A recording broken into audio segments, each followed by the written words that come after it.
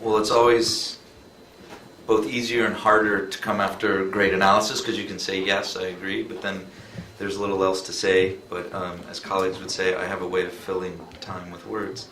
So we have been observing, NDI has observed these two rounds, as has IRI, and as well as the January or the 2011 elections. I agree with a lot of the analysis that was said about where things are going and how these elections, the entire series, are being characterized, whether they're victories for one group or losses for others. I agree that that's a bit of a mischaracterization given the nuances. And so I won't go too much in the mechanics. We have a statement that was prepared for both elections. It's available on our website.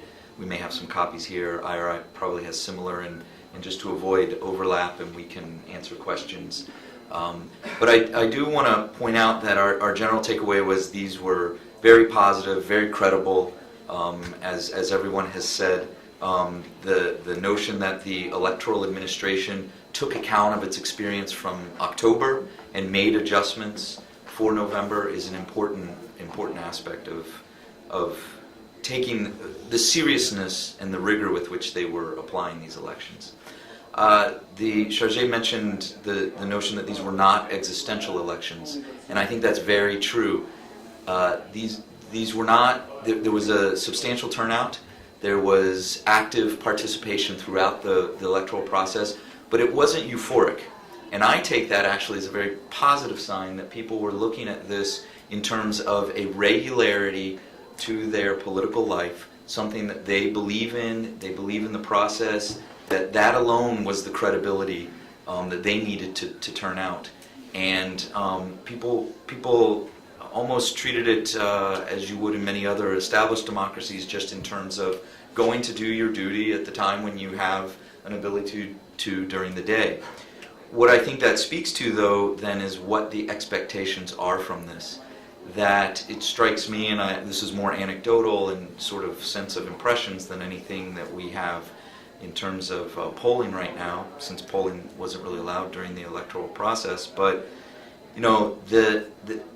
it seems that the Tunisian people recognize that elections are very important. The establishment of the constitution, very important. But those are not an end. They are a means to what is really being sought here, which is good governance that delivers to the citizenry.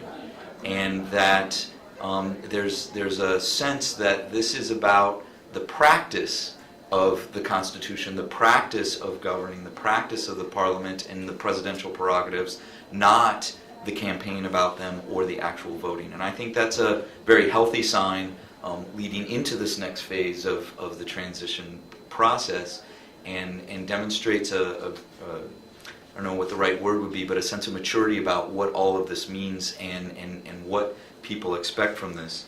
I would point to three things that come out of that. One, as has been mentioned, in our own sense, was that the youth voters did not turn out. That's not provable in terms of the data, because that's not how it's tracked, but there are anecdotal ways to see that, including Halme mentioned how they divide up the polling stations and whatnot. That was very clear. I see that as not a disengagement, because on the flip side of that, there were tens of thousands of young people involved in the electoral process as political party agents, polling agents for parties, as polling station workers. I would say, just anecdotally, in about half of the staff in each station were younger. Youth is a very vague term, I'm happy to say for myself. But and also, in the tens of thousands of citizen observers who turned out for these elections, not just one election, but for two so far, and are planning to turn out. To me, that demonstrates that young people are very vibrant in this. They're very engaged, but they're disenchanted with the opportunities that are presented by the current political pantheon that's out there.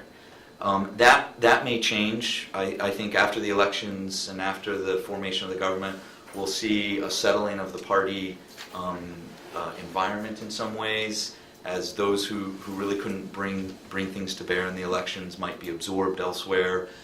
Parties that were formed around personalities may move into other areas. but there is still the opportunity to bring young people into the process, even if they weren't there as voters. But as I was saying, I think this is about the practice and about what the next stage of governance will be. I think it's obvious people want tangible results. They are not concerned with petty squabbling over procedural questions. Did the president send a letter improper? Was that improper campaigning on the silence day for the president to send a letter on the formation of the government? What will be the certain procedures in forming the government? Even if it's a unity government, how it practices that unity versus how the seats are distributed are two very different things.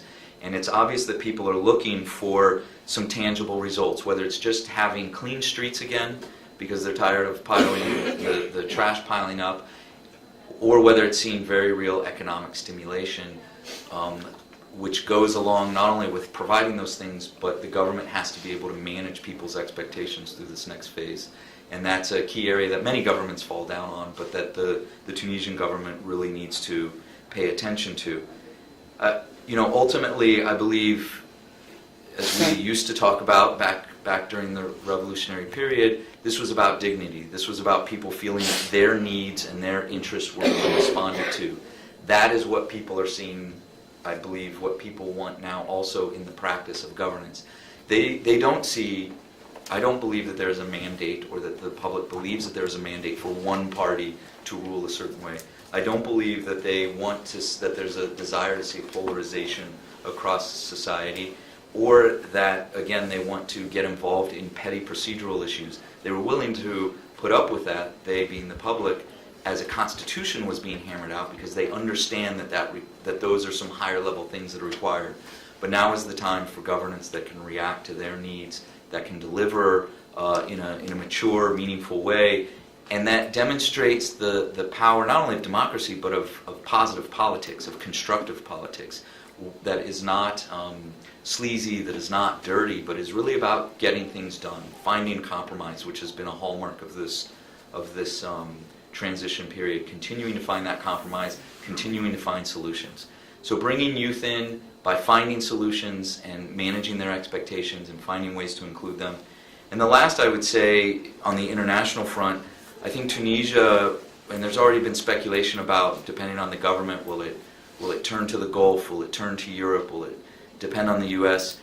It will be very important, I think, for the next government to avoid looking for short-term economic solutions that will, the silver bullet, I suppose, and particularly to avoid being pulled into a role as a proxy for broader regional events that we are seeing transpire on Tunisia's borders, and to try to utilize its position in some way to find short-term economic gain that may create much longer-term political dissonance and problems.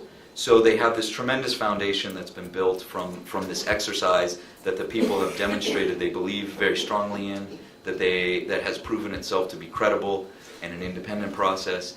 The question now, and the onus really is on the political actors to bear that mantle in a mature way, in a solution-seeking way that continues to engage the people and remember that this was about responding to public concerns and making sure that translates somehow into everyday governance.